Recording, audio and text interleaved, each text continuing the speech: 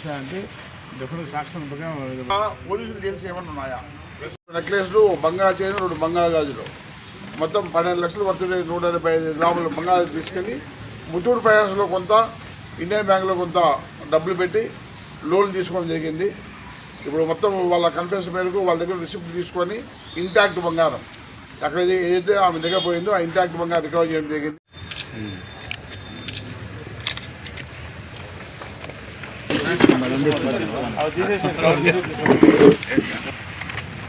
మనకు బంగాపల్లెంలోనే సుందమ్మ అనే 70 years lady అనుమాన పరిస్థితుల్లో చనిపోయి ఉండింది. వాళ్ళ కుటుంబ సభ్యులు చూసి ఇది అనుమానాస్పదం మరణా లేకపోతే హార్ట్ స్ట్రోకా ఏం అర్థం కాక డైరెక్ట్ డెడ్ బాడీని వాళ్ళ ఇంటికి తీసుకెళ్ళి అక్కడ కొద్దిగా అనుమానం వచ్చింది. ముక్కు అంతా కంది ఉంది, నోరు దగ్గర కొద్దిగా కంది ఉంది అని చెప్పి అనుమానం వచ్చి ఇన్స్పెక్టర్ చెప్తే ఫస్ట్ దాన్ని 174 కేసుగా కట్టినారు. మరి సీని పోయిన తర్వాత అక్కడ గోల్డ్ ఆర్నమెంట్ కూడా పోయింది అని చెప్పిన వాళ్ళ ఫిర్యాదు, సంతోష్ కుమార్ వాళ్ళ ఫిర్యాదు మేరకు డాక్టర్తో వెళ్ళి కలిసి మాట్లాడితే ముక్కు మీద ఏదో నొక్కబడింది అనే అభిప్రాయంతో వెంటనే ఇన్స్పెక్టర్ గారు క్లూస్ టీమ్ తెప్పించి ఆ క్లూస్ టీమ్తో మొత్తం సోదాలు చేపిస్తే కొన్ని ఫింగర్ ప్రింట్స్ చిక్కినాయి. ఆ ఫింగర్ ప్రింట్స్ మేరకు చుట్టుపక్కల ఉన్న వాళ్ళందరినీ ఫింగర్ ప్రింట్స్ తీసుకొని పోలీసు చూస్తే ఈ దుర్గా అనే లేడీ ఫింగర్ ప్రింట్ ట్రాలీ కావడం జరిగింది.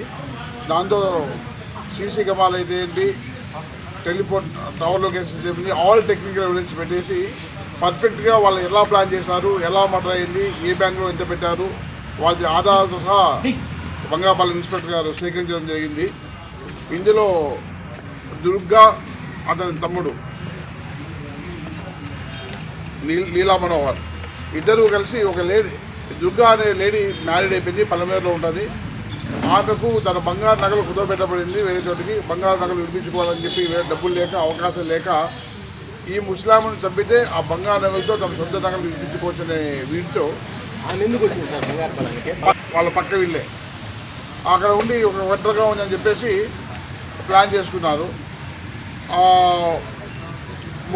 ముక్కు నోరు మూసి మర్డర్ చేశారు. వాళ్ళ తమ్ముడు కాళ్ళ పట్టుకోవడం జరిగింది. దాని తర్వాత మూసారు. దాని తర్వాత ఫిల్లో వేసి మళ్ళీ నొక్కారు. ఆమె అన్కాన్షియస్ చెప్పినాక ఇంకా బ్రతికుంది ఏమో అని చెప్పి ఫిల్లో వేసి మళ్ళీ నొక్కారు. ముక్కు